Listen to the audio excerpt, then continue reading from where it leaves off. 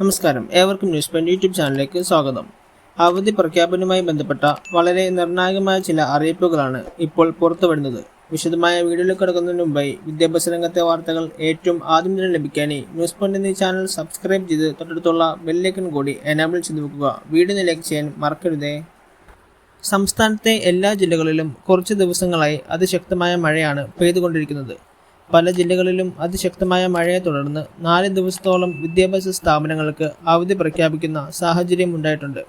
എന്നാൽ ഇപ്പോൾ പല വിദ്യാർത്ഥികളും ചോദിക്കുന്നത് നാളെ വിദ്യാഭ്യാസ സ്ഥാപനങ്ങൾക്ക് കളക്ടർമാർ അവധി പ്രഖ്യാപിക്കുമോ എന്നാണ്. അപ്പോൾ നാളെ മുതൽ 3 ദിവസത്തേക്ക് ഒരു ജില്ലയിലും കേന്ദ്ര കാലാവസ്ഥാ വകുപ്പ് മുന്നറിയിപ്പ് നൽകിയിട്ടില്ല. ഏതാനും ദിവസങ്ങളായുള്ള കനത്ത മഴയിൽ വെള്ളത്തിലായ മേഖലയിൽ നിന്ന് വെള്ളം ഇറങ്ങി തുടങ്ങിയിട്ടുണ്ട്.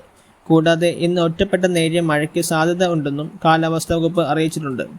കാലാവസ്ഥാ വകുപ്പ് അറിയിച്ചത് പ്രകാരം നാളെ വിദ്യാഭ്യാസ സ്ഥാപനങ്ങൾക്ക് ഒന്നും തന്നെ കളക്ടർമാർ അവധി പ്രഖ്യാപിക്കാനുള്ള സാധ്യത കാണുന്നില്ല. എന്നാൽ ഏതെങ്കിലും സാഹചര്യത്തിൽ കളക്ടർമാർ അവധി പ്രഖ്യാപിക്കുകയാണെങ്കിൽ ഈ ചാനൽ വഴി തന്നെ നിങ്ങളെ അത് അറിയിക്കാൻ ശ്രമിക്കും. ഇതുമായി ബന്ധപ്പെട്ട അപ്ഡേഷൻസ് എന്ത് തന്നെ ലഭിച്ചാലും ആദ്യം തന്നെ നിങ്ങളിലേക്ക് എത്തിക്കുന്നതാണ്.